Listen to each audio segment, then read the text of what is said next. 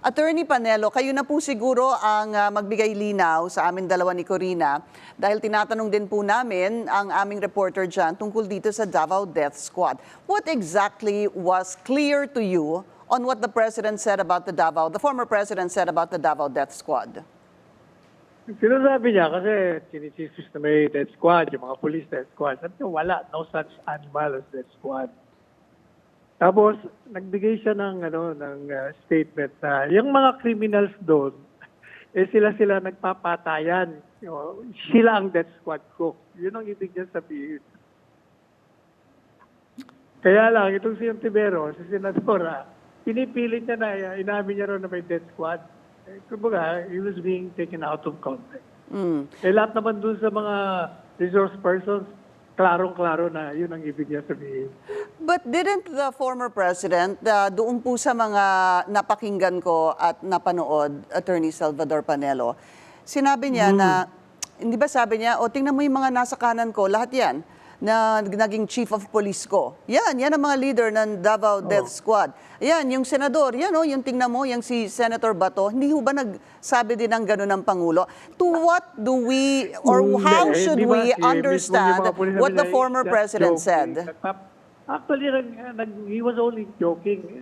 Kaya in subsequent statements of the president, kinaklaro niya kung sino. Sinasabi niya, kung hindi, wala, lalo pa mga pulis. Mga matatalino yan. Hindi susunod yan kahit nautusan mo yan. Okay, so it was a joke, Attorney Panelo? Oo, obviously. Kaya nga, di ba, nagre-react si Senador Ontiveros, bakit daw nag-ano siya? Hindi naman daw joking matter yun. Hindi naman katatawanan yung Senado. Pero ganyan ang presidente, yun ang style niya ever since. Right. Yung pagtanong po ni Senator Risa doon sa hindi ito joke, hindi ho ba yun yung tinanong ni Senator Jinggoy kay dating Pangulong Rodrigo Duterte, bakit siya palaging nakatingin sa kanan at hindi sa kaliwa?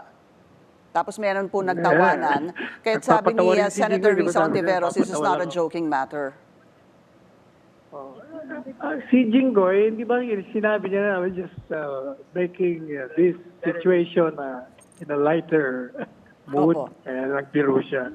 Okay. So, kaya yung sagot din naman ni Presidente Duterte, di ba? Sabi niya, wala naman maganda dyan sa kaliwa. Opo. At doon nga po nagkaroon ng konting nagtatawanan po yung mga tao. Kaya doon po nagsalita si Senator Risa na this is not a laughing matter. So, okay. So, it was a joke. So, Attorney Salvador Panelo, wala pong Davao Death Squad. Ano ho ba talaga? Ang ibig niya sabihin ng merong Davao Death Squad, yung mga kriminal nagpapatayan sa isa't isa. Kumbaga, kaya sabi niya, wala nang trabaho itong mga pulis na itong pumatay kasi sila na nagpapatayan. Okay, so it's the criminals themselves that comprise the Davao Death Squad. Tama ho, sir? Correct. In other words, that was a euphemism. Ang problema lang itong ki Risa, hindi siya nagkukonsulta, may mga abogado naman siya. Like for instance, she was trying to pin down the former president by saying, do you assume responsibility to the killing of De Los Santos? How can that be? A crime is personal to the offender. Kasi sinasabi ni Presidente, when I say I assume responsibility, doon sa policy ko.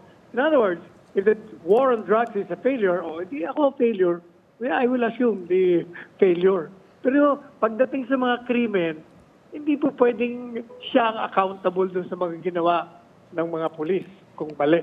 And kahit po ako narinig ko yung sinabi ng Pangulo, kasi marami rin po siyang nasabi tungkol doon, but very clear when he said that I assume legal and moral responsibility for the actions of the policemen during the war on drugs. I think yun ang naging premise ni Senator Risa Ontiveros. That's why she asked, do you assume responsibility? Doon po kay Kian, doon po kay Kulot.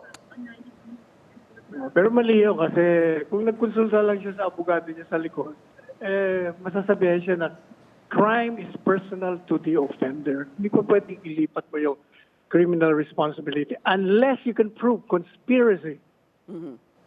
Pag mapupo na conspiracy, ibang usapan yun. wala eh. Okay. Very quickly though, because I want to move on to something else. Kanina po nagsalita ang ilang miyembro ng House, no, at sinabi nga na ang pag-amin ni dating Pangulong Rodrigo Duterte dito sa Davao Death Squad ay basihan na para kasuhan siya. What do you say to that, sir? Di ba sabi, di kasuhan nyo, hindi kasi mga abogado yan, hindi nila alam ang pinagsasabi nila. Walang kaso.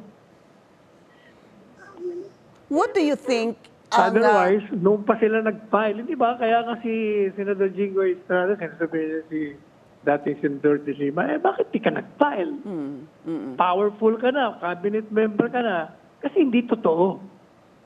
Ano ho sa palagay ninyo ang kahihinatnan nitong pagdinig sa Senado? Because the former president also said, tapusin na natin to, if it even takes hanggang umaga, ay parang wala na uwian. Pinapunta nyo na ako dito eh. Ang ibig niya sabihin, sana kung pwedeng tapusin natin, hindi yung pababalik-balikin niyo ako rito, wala akong pera para mag-biyahe rito. Ordinaryo lang akong tao ngayon. Yung retirement ko lang ang ginagawa ko. Kaya tapusin na natin to ngayon. Alright. Attorney Panelo. In other words, kung anong lahat ng mga tanong nyo, tanongin nyo na ako Oo. para masagot ko lang lahat. Kaya Yun nga lang sabi naman niya, ibig sabihin niya. kahit abutin tayo ng umaga dito, hindi ho ba yun ang sinabi niya? Kasi mukhang he was in his element, malakas siya, siguro nakatulog siya ng maganda bago siya pumunta, kaya gising siya. Do you think that if there was, of course there will be another hearing, diyan po sa Senado, sakaling imbitahan ulit si dating Pangulong Rodrigo Duterte, ay pupunta pa siya o talagang kailangan tapusin na ito ngayong araw na ito sa kanya? Yung kanyang, all the questions for him. Ang ibig niya sabihin, kung halimbawa bukas ituloy, pwede pa siya kasi isang araw lang naman. Kadarating niya lang eh. Pwede siya mag-overnight. Will Kung mga he? practical purposes, Opo. nandito na, pinatawag niyo ko, ba't di niyo patapusin na nakisilip? Siya ba mag-a-attend sa Quadcom, Attorney Panelo? Hindi ko alam yung sa Quadcom. Wala pa naman yata ang imbitasyon ng pangalawa o rescheduling ng hearing sa Quadcom. Do you think he should attend? Would you advise him to attend? Kanila, alam mo, hindi mo kailangan advise si Presidente Duterte. Alam niya, he's a lawyer. He's a very smart lawyer. Hindi mo kailangan ng advice niya. So you won't give any advice because it's up to siya, him. di ba? Kaya lang siya hindi naka-attend nun kasi masyadong short notice. Natanggap niya, kadarating niya lang from Manila, nag-landing pa lang sa Davao, tapos papatinin mo the day after o 2 days after. Siyempre, may problema ka. Kaya nga ang suggestion ko sa Quad Committee, bigyan niyo ng mga 2 weeks naman yan. Kasi baka may mga engagements yan, o kaya baka hindi maganda ang pakiramdam. Yun po ang sinabi niya, hindi maganda ang kanyang sinabi pakiramdam. niya na gusto ko siyang umaten. Okay. So tingnan Nag-volunteer na nga natin. siya, di ba? Public means, sinasabi niya, imbitahan niyo ako. Tingnan If you natin cannot find kung me siya ay magpapakita sa nga. address na pinadala niyo, just invite me publicly and I will go there. Just let me. Maraming salamat po sa inyo. Okay, sir. Maraming salamat po sa inyo, dating Chief Presidential Legal Counsel Salvador Panelo.